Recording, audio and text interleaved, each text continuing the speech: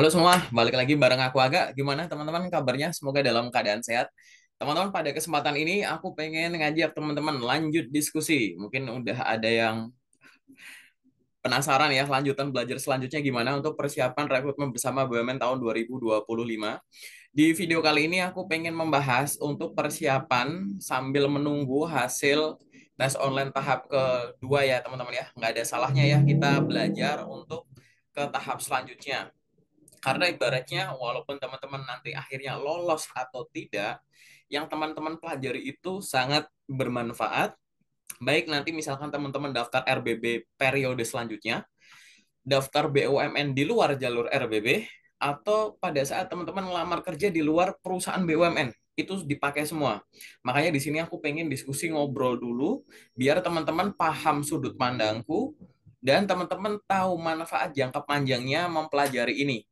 Nah, di video kali ini aku pengen ngasih rangkuman overview berkaitan dengan pelaksanaan RBB tahun lalu 2024 dan tahun ini sejauh ini berdasarkan sudut pandangku, dan nanti kira-kira apa yang teman-teman harus siapkan untuk menghadapi TKB atau tes kompetensi bidang di RBB tahun 2025.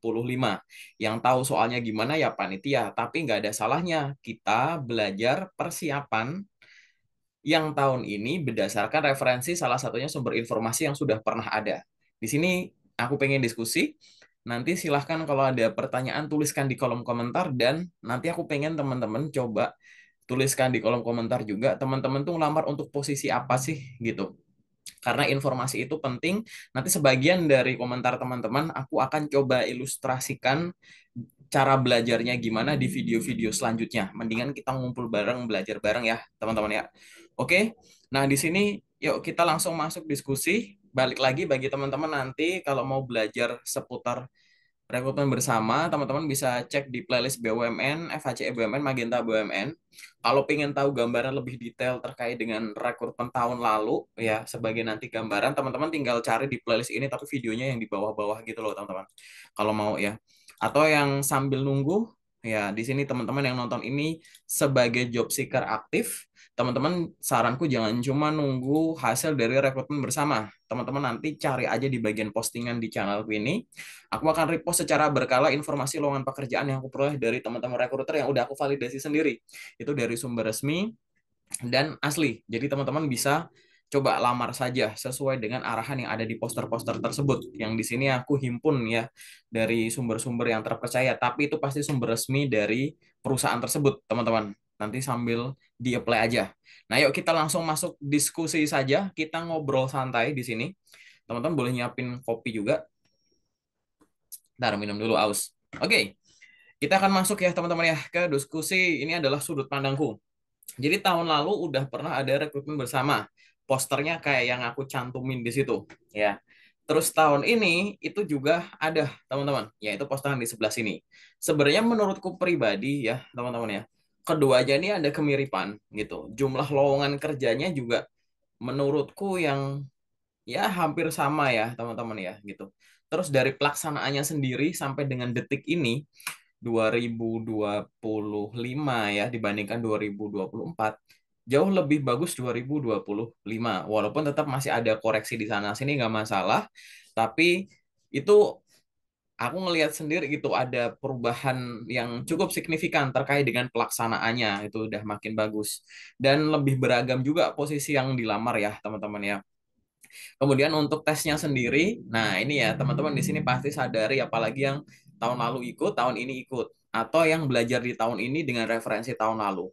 Ada cukup banyak kejutan ya teman-teman ya di tes online tahap satu, bahwa khusus untuk tes wawasan kebangsaan itu ada yang ya bilangnya susah dan lain-lain karena sangat variatif. Itu nggak apa-apa ya teman-teman ya, itu karena memang ya kalau soalnya sama terus ya gimana, itu kan terserah panitia ya teman-teman ya.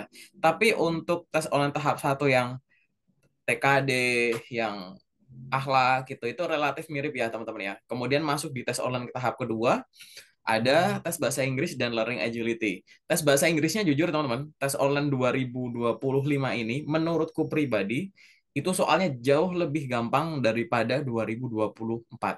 2024 itu banyak itu bener-bener level TOEFL teman-teman. Kalau yang ini tuh bukan TOEFL deh, ini lebih bawah ya. Jadi 2024 itu lebih banyak artikel-artikel yang menggunakan kosakata yang kita sama sekali mungkin jarang pakai kalau kita memang tidak berasal dari bidang tersebut atau teman-teman nggak belajar atau bekerja di luar negeri kayak gitu. Karena kita seringkali menggunakan sinonim dari kata itu, tapi yang umum gitu, yang terbiasa di kehidupan sehari-hari kayak gitu. Jadi menurutku lebih susah tahun lalu ya bahasa Inggrisnya. Terus Lorem Agility sebenarnya beda. Kalau yang tahun lalu itu kan ada opsinya pilihannya ya gitu ya, yang setuju, cukup setuju, tidak setuju gitu-gitu. Kalau yang ini benar-benar dua pilihan dan di sini itu adalah pola yang baru juga. Oh iya, tadi soal bahasa Inggris juga ya. Kalau yang di tahun lalu tuh memang nggak ada error recognition, tapi nggak ada conversation gitu.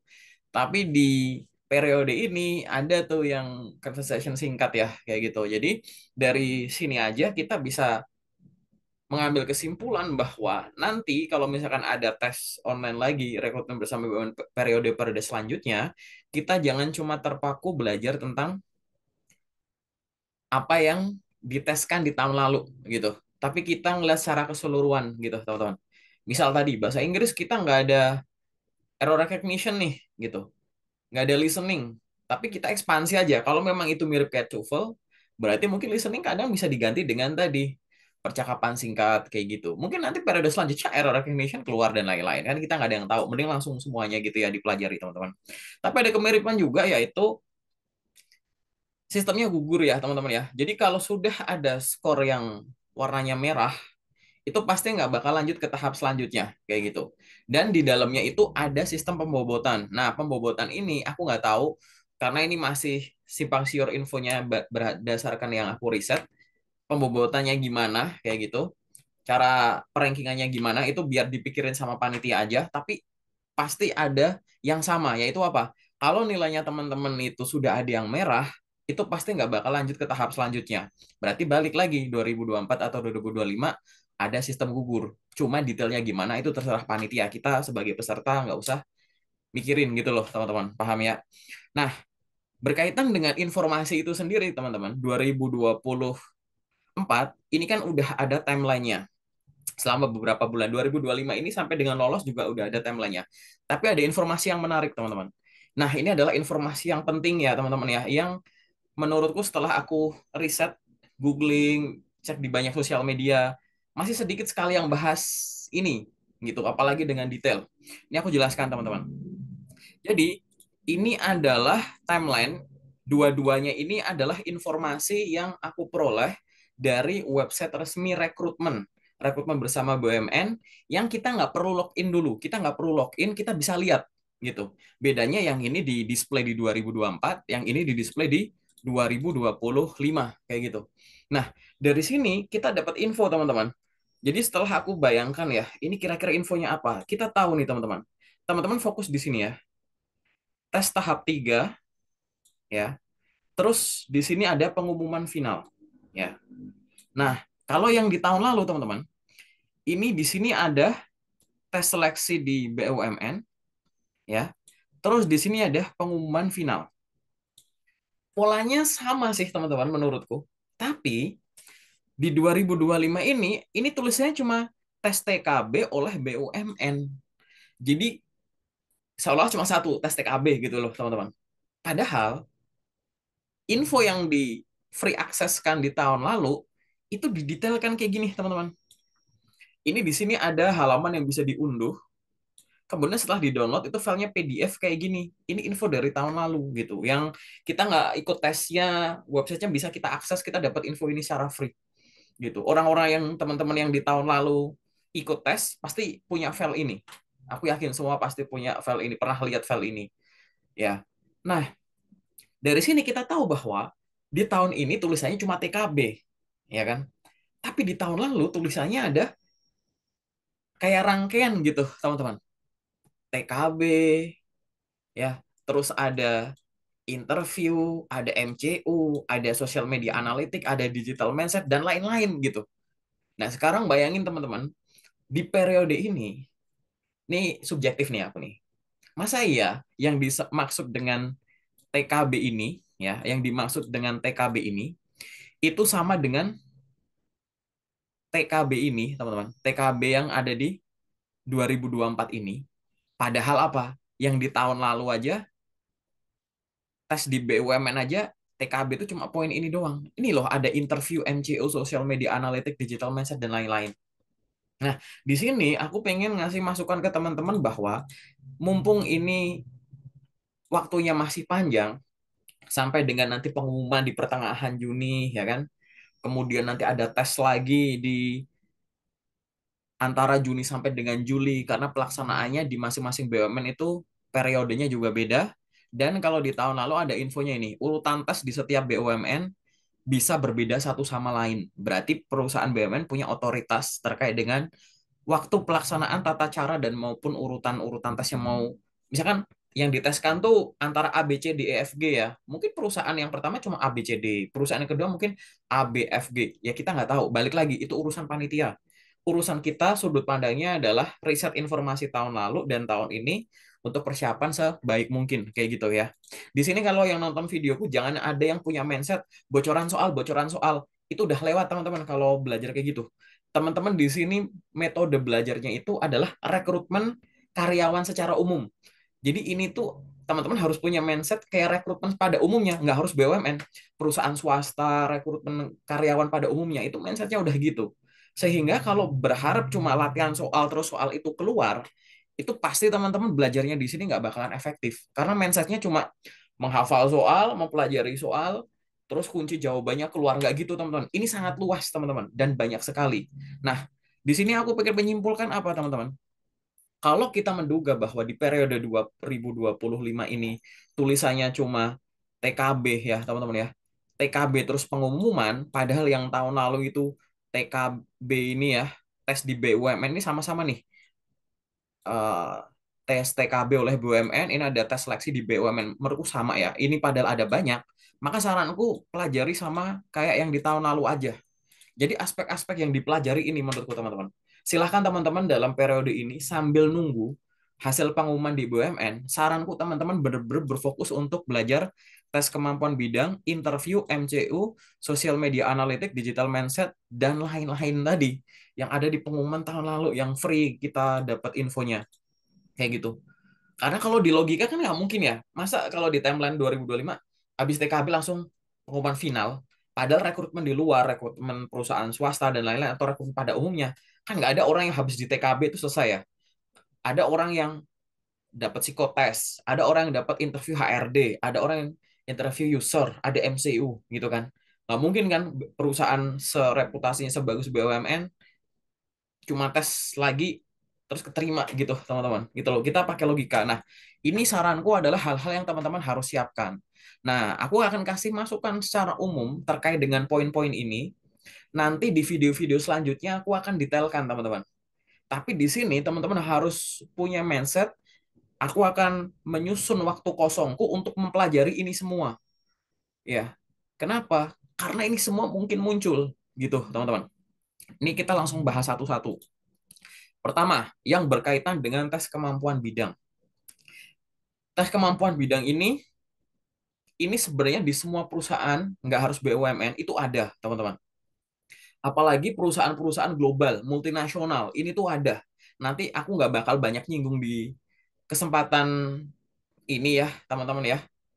Tapi nanti teman-teman silahkan pelajari ini. Di video selanjutnya aku akan bikin detail khusus. Jadi aku mungkin kurang banyak membahas soal poin-poin lain.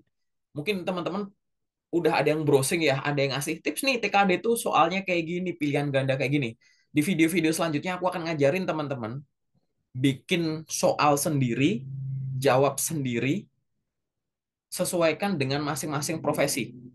Jadi teman-teman yang nonton video ini sampai dengan menit ini, tolong di kolom komentar tuliskan teman-teman lamar untuk posisi apa. Perusahaannya nggak usah ditulis, nggak apa-apa. Kenapa? Karena TKB itu tidak identik dengan BUMN. TKB itu di semua profesi itu ada, apalagi yang posisinya strategis, perusahaannya perusahaan yang bagus. Ya memang nggak semua perusahaan akan nerapin TKB. Tapi untuk posisi-posisi strategis, perusahaan-perusahaan yang seleksinya bagus, TKB ini sering dilakukan dengan nama lain. Di luar negeri juga ada. Bisa ditebak nggak teman-teman isi kepala aku apa? Kira-kira TKB di luar negeri namanya apa? Nanti aku jelaskan di video selanjutnya. Jadi di sini aku kasih saran secara umum dulu ya teman-teman karena ini video pengantar. Saranku teman-teman itu riset soal dua ini. Teman-teman di sini kan kemarin masih ingat ya, ngelamar untuk posisi apa. Nah, teman-teman coba browsing tentang ini, poin yang pertama ya. Latihan soal bidang keilmuan dan kompetensi sesuai tuntutan profesi.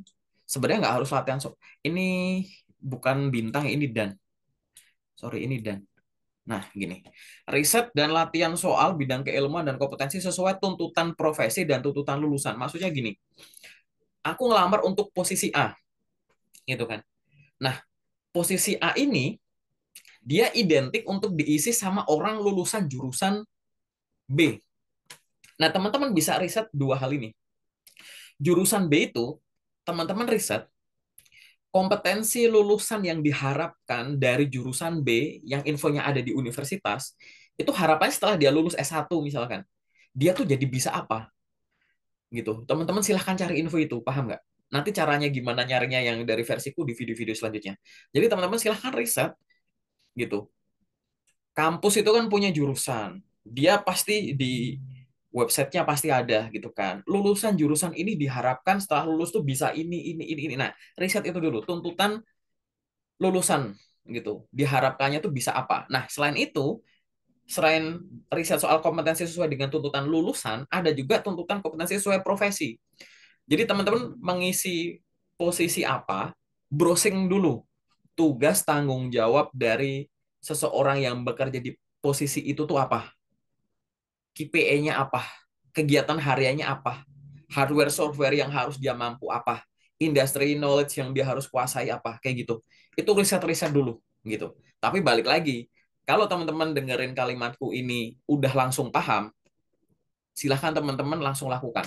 Tapi kalau ada yang pengen ngelihat sudut pandangku gimana, aku akan bikinin tutorial di video selanjutnya berdasarkan profesi real yang teman-teman lamar. Balik lagi, nggak ada jaminan latihan soalnya tuh pasti keluar. Kenapa? Balik lagi, terserah panitia, teman-teman. Cuman di sini teman-teman bisa bikin soal sendiri dalam jumlah banyak, latih sendiri dalam waktu singkat. Caranya gimana? Nanti lihat di video selanjutnya. Oke? Itu dulu ya yang berkaitan dengan ini. Karena aku akan bahas banyak soal TKB ini, teman-teman. Yang kedua adalah proses interview. Interview itu teman-teman tidak hanya di perusahaan BUMN. Teman-teman belajar interview untuk persiapan rekrutmen bersama BUMN boleh nggak? Boleh. Tapi teman-teman harus punya mindset bahwa aku belajar interview itu nggak cuma buat BUMN. Apalagi bagi teman-teman yang terbuka untuk loker-loker lain. Jadi ibaratnya sambil belajar untuk RBB, teman-teman juga bisa belajar interview dengan secara umum gitu. Nah, berkaitan dengan interview itu sendiri, teman-teman, itu interview itu namanya itu adalah menyampaikan informasi, ya nggak? Interview itu kan teman-teman menyampaikan informasi. Jadi ada unsur menyampaikan, ada unsur informasi. Menyampaikan itu praktek ngomong, sehingga teman-teman di sini besok kalau misalkan interview beneran mau lewat online kayak mau datang langsung kayak kemana offline, teman-teman mulai sekarang latihan interview apa? Praktek ngomong. Walaupun teman-teman di sini udah biasa ngomong di organisasi, di pengalaman kerja, interview itu pertanyaannya spesifik. Mulai dari pertanyaan yang biasa muncul sampai dengan pertanyaan analitik yang bisa dijawab dengan metode STAR dan lain-lain. Itu butuh jam terbang untuk apa? Latihan. Ya, itu dari sisi menyampaikan, ya kan? Yang kedua dari sisi informasi atau yang ada di sini, gitu. Yang ada di sini ini aspeknya apa? Aku di sini sarankan 4 poin ini. Pertama, teman-teman riset soal perusahaan yang dilamar, yaitu perusahaan BUMN itu sendiri. Buka websitenya, buka sosmednya. Riset apapun informasi yang ada di dalam situ. Semuanya dilihat. Ini waktunya masih lama, teman-teman. Jadi jangan cuma berfokus soal terkait dengan apa laporan keuangan. Jangan cuma gitu. Semuanya, teman, baca itu website, dibuka-buka tuh tab-tabnya, sub-sub infonya yang bisa di-download, lihat semua. Sejarah, visi misi, bisnisnya, sampai dengan sekarang yang lagi in apa budaya semuanya teman-teman, laporan keuangannya, kemudian perusahaan anak cucunya atau yang terafiliasi dengannya, semua berita-beritanya itu silahkan teman-teman riset. Itu poin nomor satu. Ya, poin nomor dua adalah teman-teman riset soal posisi yang dilamar. Teman-teman lamar posisi apa? Gitu. Karena interview itu nggak bakalan jauh-jauh menanyakan tentang pengalaman teman-teman, posisi yang dilamar, dan perusahaan ini kayak gitu. Cuma itu aja muter-muternya teman-teman ya. Jadi silahkan riset tugas tanggung jawab seorang titik-titik, wewenang seorang titik-titik, skill teknis yang harus dimiliki sama seorang titik-titik, software yang harus dikuasai oleh titik-titik kayak gitu. Itu silahkan poin nomor dua. Yang nomor tiga adalah baca dan pahami ulang berkas administrasi yang kemarin teman-teman submit. Jangan sampai terakhir kali teman-teman baca CV itu adalah pada saat teman-teman mengupload file itu.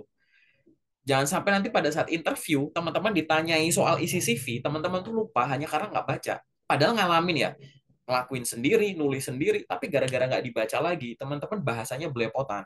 Pada saat bahasanya nggak bagus, bahasanya belepotan, orang sebagai lawan bicara, entah HR atau user, akan ngerasa bahwa dia beneran ngelakuin itu nggak sih?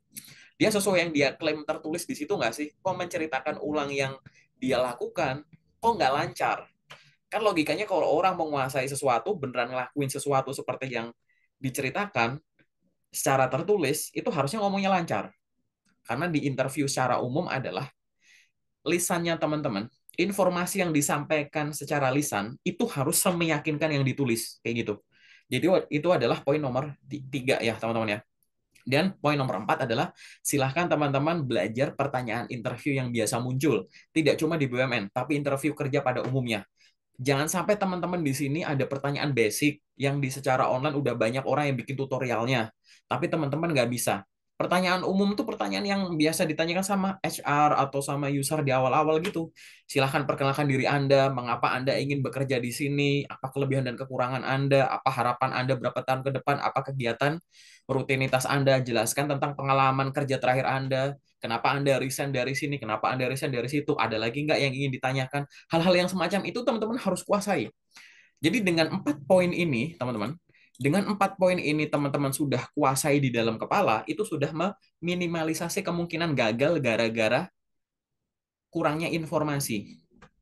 Setelah itu diimbangi dengan praktek latihan ngomong. Dengan praktek latihan ngomong, teman-teman juga meminimalisasi kemungkinan gagal gara-gara kurang praktek. Padahal interview itu menyampaikan dan informasi. Kalau dua-duanya itu dipelajari dengan imbang, teman-teman aku yakin interview itu pasti lancar. Kalau emang rezekinya di BUMN pasti lanjut di BUMN. Kalaupun dalam tanda kutip enggak, teman-teman punya kemampuan interview yang sudah meningkat, ngelamar di luar itu aku yakin bisa lolos ini untuk tahap interview. Karena inti dari interview cuma itu. Teman-teman lihat YouTube-ku, buka playlist yang judulnya tes interview. Dengerin dari bawah boleh, tapi itu sorry ya video lama, jadi video-video awal tuh kadang nggak proper tuh, karena aku recordnya tuh sambil musiknya kegedean dan lain-lain gitu. Tapi teman-teman pahami dulu ilmunya sampai dengan atas, selesaikan tuh berapa ya, 80 video kalau nggak salah. Dengerin aja semua, nggak apa-apa, biar teman-teman paham.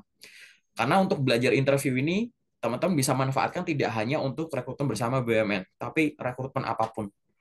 Kemudian yang selanjutnya adalah yang berkaitan dengan poin nomor tiga soal MCU ya. Sorry, aku loncat dulu ya ini ya. Berarti ini tentang sosial media. Kelewat ya. Oke, soal sosial media dulu ya, teman-teman ya. Jadi berkaitan dengan sosial media analytics ini, teman-teman. Aku punya saran ya. Di BUMN itu suka ada sosial media cek, sosial media cek. Itulah kenapa pada saat teman-teman ngelamar yang ngisi form di awal kan kadang disuruh masukin URL sosmed. Kalau teman-teman ikut magang Magenta itu, magang BUMN itu juga disuruh masukin sosmed. Nah, aku curiga nih, ini subjektif lagi ya. Aku curiga di BUMN itu juga ada social media check, yaitu di tengah proses rekrutmen, bagian perusahaan, entah HR atau user, bakal ngipoin sosmednya teman-teman. Hanya ingin tahu bahwa apa sih informasi tambahan yang kita belum peroleh dari proses rekrutmen ini dan dari interview. Bener nggak sih dia punya personality kayak gitu? Dia pada saat di interview ngomong, saya orangnya mudah bergaul, humble, terbiasa komunikasi di depan umum, reputasinya sebagus itu. Apa iya sosial medianya tuh menunjukkan bahwa dia orang kayak gitu? Atau mungkin sebaliknya gitu. Nah, saranku di sini adalah 3 poin ini. Balik lagi ya, ini sifatnya saran, belum tentu dilakukan oleh panitia BUMN ini, tapi nggak ada salahnya ngelakuin ini karena di rekrutmen di luar sana banyak perusahaan melakukan background check. Salah satunya bentuk background check itu adalah social media check. Yang social media check itu dilakukan tanpa sepengetahuan kandidatnya. Dikepoin aja gitu. Entah nama lengkapnya ditulis di Google kayak gitu, atau link-link yang udah dimasukin itu diklik-klik kayak gitu. Jadi saran untuk itu aku adalah 3 poin ini. Balik lagi ya, mau dilakuin atau enggak terserah gitu ya. Yang pertama, teman-teman silahkan aktif di semua sosmed. Aktifnya itu secara profesional. Postingnya tuh bener-bener yang menunjukkan kayak ini tuh orang jago di bidang ini banget gitu. Aku kasih contoh, aku sebut nih. Dokter Tirta ya, yang lagi terkenal di 2024 sampai dengan 2025 gitu. Bayangin Dokter Tirta, dia sosial medianya, dia backgroundnya kedokteran, tapi juga bisnismen. Tapi di sosial medianya dia aktif untuk apa? Secara profesional, sharing soal ilmu-ilmu kesehatan yang bisa ditangkap dengan cara yang mudah gitu. Nah, masukku secara profesional tuh kayak gitu. Nah, teman-teman di sini lagi ngelamar posisi apa? Coba sosial medianya itu aktif, jadi siapapun yang ngunjungi bisa kayak orang ngunjungi sosmednya Dokter Tita. Misalnya kayak, oh dia tips kesehatan ya, wajar sih dia dokter. Jadi akhirnya makin percaya gitu. Karena dia udah berbagi ilmu yang dia kuasai kayak gitu. Nah, ini juga sama. Teman-teman sosial media saranku juga ada kegiatan-kegiatan yang bisa menarik siapapun yang baru ngunjungin kayak, oh ya ini cocok sih untuk jadi seorang ini gitu. Oh dia ngelamar customer service, oh dia kelihatan sih dari ngomongnya, dari tampilannya, dandanannya. Oh iya dia ngelamar jadi sales. Oh di foto-fotonya banyak tuh kegiatan individu maupun dengan banyak orang, udah terbiasa ngomong sama yang cocok sih, nah, kayak gitu teman-teman. Yang kedua adalah jangan sampai susah sosmednya ditemukan gitu. Dan yang nomor tiga adalah, nah ini ya, ini hasil sharing sih teman-teman yang ada di komunitas lowongan kerjaku yang udah keterima kerja di mana-mana waktu selesai bimbingan sama aku ya. Ini nggak cuma BUMN gitu. Jadi di era digital makin ke depan ini, saranku teman-teman tuh punya mindset jangan kayak aku orangnya ansos Kak gitu. Aku nggak main semua sosmed gitu. Sosmedku kosong gitu. Kalau nggak di private, diprotek semua. Terus kalau nggak diprotek tapi nggak di private, nggak diprotek tapi nggak ada postingan gitu. Boleh nggak? Boleh, karena itu secara hak itu adalah hak masing-masing pengguna. Kayak ya terserah gue mau gue isi atau enggak kayak gitu. Tapi kalau kita melihat dari sudut pandang lain, menggunakan sosial media untuk menemukan lowongan pekerjaan dan membangun reputasi, maka itu cara yang kurang bagus. Kenapa? Saat teman-teman seleksi di suatu perusahaan, teman-teman bukan pelamar tunggal. Teman-teman akan dibandingkan dengan kandidat lain. Di saat ada orang yang kemampuannya sama, tapi yang satu di sosial media kayak begini, yang satu kayak begitu, yang pasif banget kayak gitu, teman-teman bisa tahu lah ya kayak gimana. Makanya di sini aku sangat menyarankan 3 poin ini tuh bisa dilakukan. Kemudian lanjut ya teman-teman ya, yang berkaitan dengan digital mindset. Yang berkaitan dengan digital mindset ini teman-teman, ini teman-teman silahkan riset dulu. Jadi digital mindset itu sebenarnya bukan cuma di BUMN, tapi secara umum, secara besar-besaran, banyak perusahaan mengalami transformasi digital di seluruh dunia, biar teman-teman tahu sejarahnya. Jadi digital mindset ini banyak digalakkan oleh perusahaan-perusahaan yang sedang bertransformasi menghadapi era digital, yang akhirnya digital mindset ini diterapkan ke semua lini bisnis gitu, teman-teman.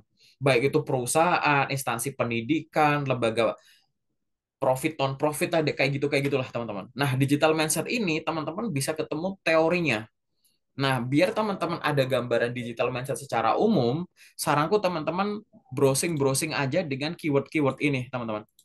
Ketik aja di Google digital mindset gitu.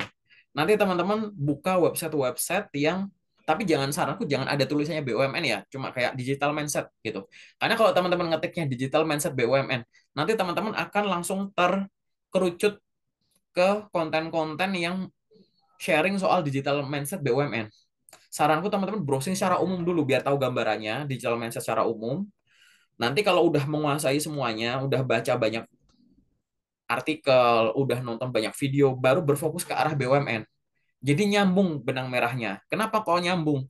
Karena untuk digital mindset ini, kita nggak tahu di periode ini, dia akan keluar sebagai sebuah esai, misalkan, atau sebuah soal pilihan ganda, atau pilihan yang cuma dua-dua-dua, kayak kemarin Learning Agility, kita nggak tahu.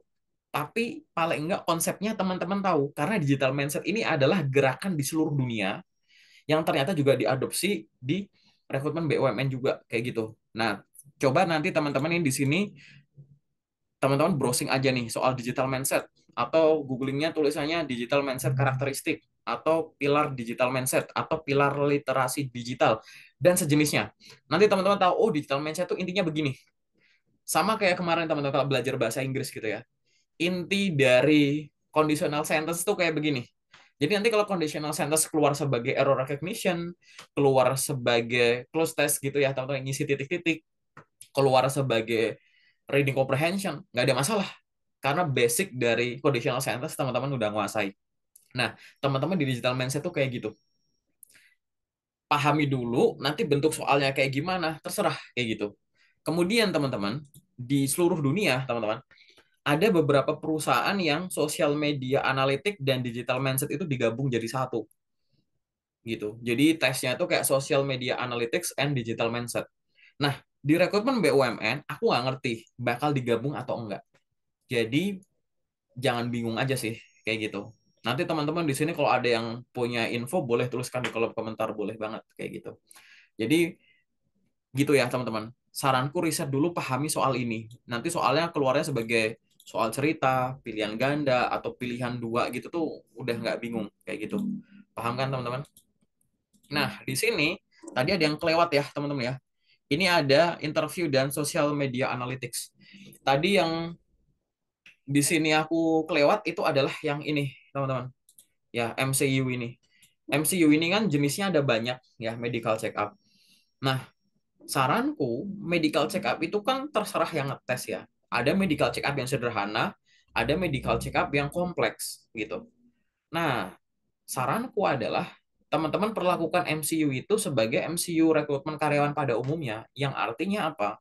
Bener-bener teman-teman itu menjaga kesehatan lah intinya. Apa yang bisa dilakukan dari sekarang?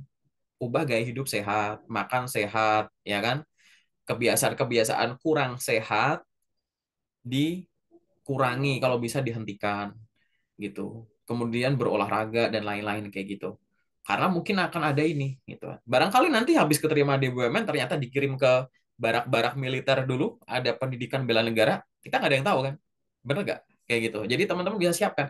Jangan sampai besok mau ada MCU, terus sekarang teman-teman minum air mineral segalon gitu. Besok mau ada MCU, terus sekarang teman-teman jogging lari maraton gitu kan, nggak gitu. Kesehatan itu disiapkan dalam jangka waktu tertentu. Toh ibaratnya nggak ada rekrutmen BUMN pun teman-teman kan di sini butuh sehat ya gitu.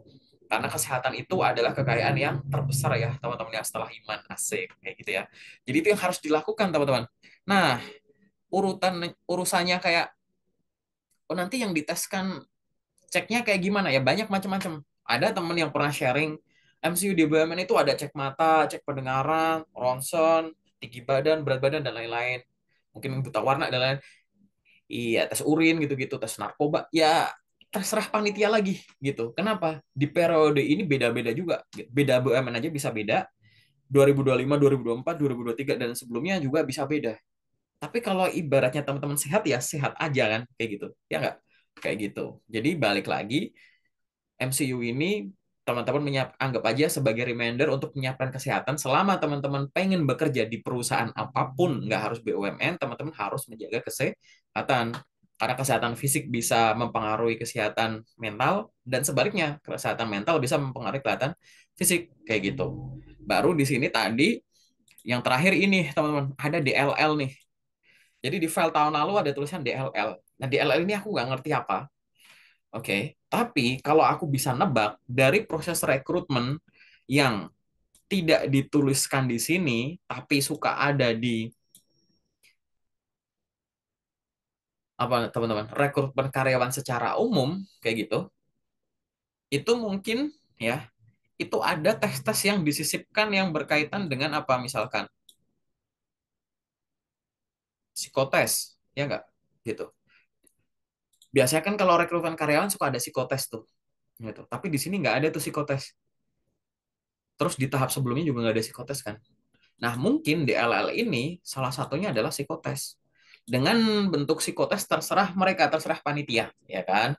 Karena yang namanya psikotes itu adalah metode yang dilakukan oleh psikolog atau ilmuwan psikologi untuk mengetahui kondisi si kandidat tersebut pada saat kerjain soalnya itu kan ya, kayak gitu. Nah, tools metode-metodenya psikotes itu ada banyak.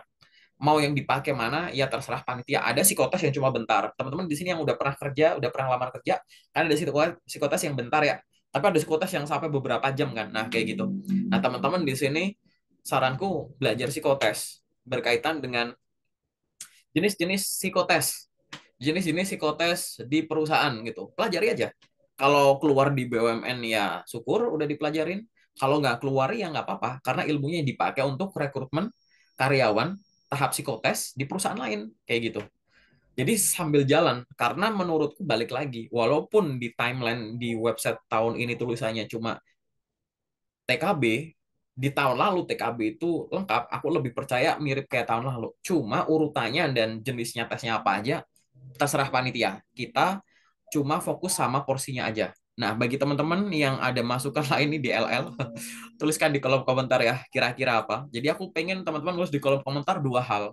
Pertama, profesi yang dilamar itu apa? Mungkin nanti kita bisa diskusi bareng soal gimana sih cara bikin ini loh teman-teman, aku tulis di sini nih. Nah, ini. Di video selanjutnya, aku bakal bahas video detail khusus untuk TKB latihan soal. Gitu. Teman-teman yang mau aja sih, yang mau belajar bener-bener nongkrongin dari channelku, tuliskan aja profesi yang dilamar itu apa. Nggak usah nyebut perusahaannya apa, nggak apa-apa. Karena apa? Ini tuh secara umum gitu, teman-teman. Kenapa masukku secara umum? Besok, teman-teman, ini poinnya yang poin paling tiga nih. Masing-masing dari teman-teman di sini aku pandu buat bikin soal sendiri, kunci jawaban sendiri, latih sendiri dengan jumlah soal bisa tidak terbatas. Nah, tapi bukan ngasal, bukan asal. Aku nggak bakal bikin soalnya kayak gini, jawab gini. Kayak metode yang sebelumnya ya, tes online tahap satu 2 kayak gitu nggak bisa, teman-teman. Ini sangat luas soalnya. Karena keilmuannya itu bisa mungkin ngambil dari keilmuan sepanjang teman-teman kuliah tuh. Jadi sangat luas, tapi di sini aku bikin teman-teman paham risetnya gimana. Sangat mungkin teman-teman bisa bikin soal sendiri tidak terbatas. Nggak perlu ber-ber aku, nggak perlu beli buku, nggak perlu kursus, nggak apa-apa. Beneran, ada caranya. Nanti kita diskusi aja ya, teman-teman ya.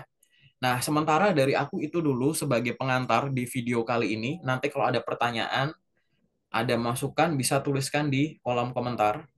Semoga teman-teman di sini balik lagi ya, belajar dari channelku punya mindset belajar TKB boleh, tapi mindsetnya adalah ini tuh demi kebaikan untuk aku nyari kerja secara umum. Jadi kalau ini keluar di tes BUMN nggak masalah, kalaupun nggak keluar, itu sangat bermanfaat semua tahap tadi aku saranin untuk rekrutmen karyawan secara umum. Aku bukan HR, aku user. Jadi di perusahaan-perusahaan yang multinasional gitu misalkan atau perusahaan swasta ada juga tahapan-tahapan ini gitu. Paling nggak teman-teman paham dulu, oke? Sementara dari aku itu dulu. Nanti kalau mau diskusi selain bisa tuliskan di kolom komentar, teman-teman bisa ngubungin aku lewat media-media ada di sini. Nanti teman-teman kalau ada yang pengen join ke grup lowongan kerjaku secara gratis yang ada di WhatsApp, teman-teman DM aja Instagramku. Nanti bilang, Kak, aku mau join ke grup lokernya. Jadi biar teman-teman bisa dapat banyak informasi lowongan pekerjaan secara free dan itu asli semua udah aku filter. Hati-hati pada saat mencari kerja karena di sini teman-teman harus selalu belajar gimana caranya untuk menemukan lowongan kerja yang sesuai. Tapi sambil mencari loker yang sesuai, teman-teman di sini juga harus belajar gimana cara bedain loker asli dan lowongan kerja palsu. Karena di luar sana banyak banget orang yang setiap hari belajar gimana caranya nipu teman-teman. Biasanya kalau ada rekrutmen besar kayak gini nih, rekrutmen BUMN, itu ada loker-loker palsu yang mengatasnamakan BUMN. Nanti ada rekrutmen apa misalkan perusahaan swasta yang gede, itu pasti suka ada loker-loker palsunya. Nah, itu teman-teman harus pelajari dan teman-teman bisa belajar itu lewat channelku bisa, lewat komunitas yang ada di WA aku bisa gitu. Oke, sementara itu dulu. Terima kasih, semoga bermanfaat ya teman-teman ya. Sampai ketemu di video selanjutnya.